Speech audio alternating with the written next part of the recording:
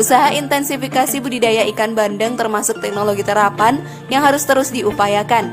Salah satu teknologi terapan dalam budidaya ikan bandeng adalah pemanfaatan mikroba sebagai probiotik untuk meningkatkan daya hidup dan bobot bandeng. Lalu bagaimana sih sahabat cara budidaya ikan bandeng ini agar hasil panen meningkat? Kalian penasaran? Dan inilah persiapan kolam. Pengangkatan endapan lumpur pada kolam.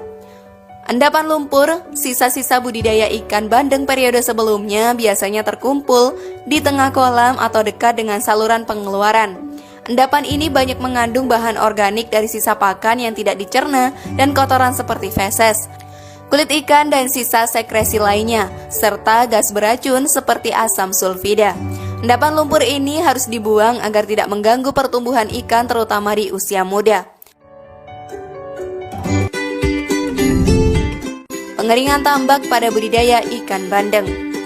Setelah endapan lumpur bersih sahabat, maka kolam atau tambak ikan bandeng perlu dikeringkan terlebih dahulu agar sisa-sisa gas beracun di dalam kolam dapat menguap. Lamanya pengeringan sangat tergantung pada kondisi cuaca dan kondisi tanah ya, biasanya antara 2-3 minggu. Pengapuran pada tambak ikan bandeng untuk menaikkan pH tanah. Kapur yang digunakan adalah kapur pertanian yang berfungsi untuk menaikkan pH tanah, pengendalian hama dan penyakit, serta mempercepat proses penguraian bahan organik. Kebutuhan kapur yang digunakan sangat tergantung pada kondisi pH tanahnya. Pemupukan untuk meningkatkan pakan alami ikan bandeng. Pemberian pupuk kandang yang telah difermentasi sempurna akan sangat membantu pertumbuhan fitoplankton sebagai pakan alami nanar dan ikan bandeng muda. Pada tahap ini sahabat juga perlu disemprotkan dengan GDM Black Boss dengan takaran 5 kg per hektarnya.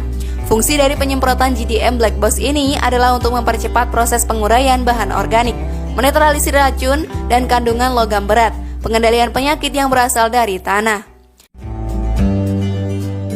Pengisian air pratebar pada tambak ikan bandeng. Pengisian air pratebar dilakukan 2 kali.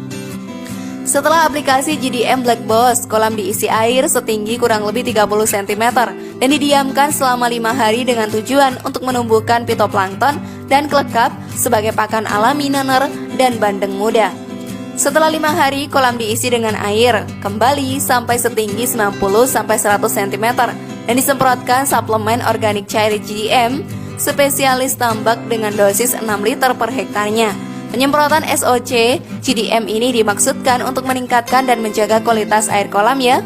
Kondisi ini dipertahankan selama 5 hari sebelum tebar benih ikan atau nanar. Pemilihan dan penebaran benih ikan bandeng.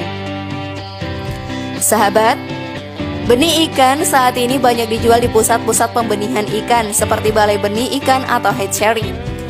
Pilih benih ikan yang sehat dan ukurannya seragam. Ukuran benih ikan yang disiapkan dipelihara di kolam pembesaran adalah 3-5 gram per ekornya. Faktor yang harus diperhatikan dalam tebar benih ikan adalah sebagai berikut. Padat tebar. Kepadatan benih ikan atau nanar yang akan ditebarkan disesuaikan dengan metode pemeliharaan di kolam pembesaran. Padat tebar pada kolam dengan metode tradisional yang disempurnakan biasanya 2-3 ekor per meter persegi. Lama pemeliharaan pada kolam ini sampai dengan ukuran konsumsi sekitar 4 bulan saja. Waktu penebaran. Waktu penebaran benih ikan sahabat yang ideal adalah pada pagi buta sampai 7.30 atau sore hari pada pukul 4 dan juga pukul 6 sore. Kondisi air pada saat itu fluktuasi suhu, parameter air dan lingkungan relatif stabil. Aklimatisasi. Aklimatisasi adalah proses penyesuaian antara benih ikan dengan lingkungan kolam pembesaran. Aklimatisasi dilakukan secara perlahan agar benih ikan tidak syok dan stres, yang pada akhirnya dapat mengakibatkan kematian benih ikan. Pemberian pakan dan probiotik ikan bandeng. Pertumbuhan ikan sangat dipengaruhi oleh ketersediaan pakan alami maupun pakan buatan. Kelebihan dalam pemberian pakan akan menyebabkan penumpukan bahan organik dan menurunkan kualitas air. Sebaliknya, kekurangan pakan akan menyebabkan pertumbuhan ikan tidak optimal dan rentan terserang penyakit ya. Pakan buatan berbentuk pelet dengan ukuran dan kandungan nutrisi yang berbeda-beda sesuai dengan ukuran dan kebutuhan ikan. Pemberian pakan dilakukan 2 kali sehari, pagi dan sore hari, kira-kira 5% dari total tubuh ikan. Monitoring pertumbuhan. Sahabat, monitoring pertumbuhan dilakukan secara periodik untuk mengetahui pertumbuhan ikan secara individu, populasi, dan biomasa. Respon terhadap pakan dan kesehatan ikan juga dimonitor. Data yang terkumpul selanjutnya digunakan untuk menentukan jumlah pakan, tingkat kesehatan, dan penanggulangan serta kapan waktu panen. Pengaturan air. Selama periode pemeliharaan, kondisi air yang perlu diperhatikan adalah menjaga kedalaman air dan menjaga kualitas air agar ikan dapat tumbuh dengan optimal. Perawatan pintu air dan pemantang. Perawatan pintu air dan pematang dimaksudkan untuk menghindari adanya kebocoran air serta menjaga sanitasi dari inang, hama, dan penyakit ikan. Panen ikan bandeng. Panen ikan bandeng dilakukan setelah ukuran ikan bandeng mencapai ukuran konsumsi. Panen dapat dilakukan secara bertahap atau total ya.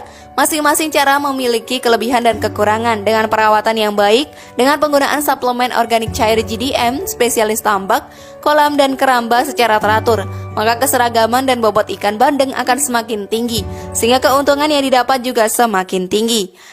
Itulah tadi cara budidaya ikan bandeng agar meningkatkan hasil panen. Bagaimana? Tertarik budidaya juga sahabat? Share pendapat menarikmu di kolom komentar ya. Semoga informasi tadi bermanfaat.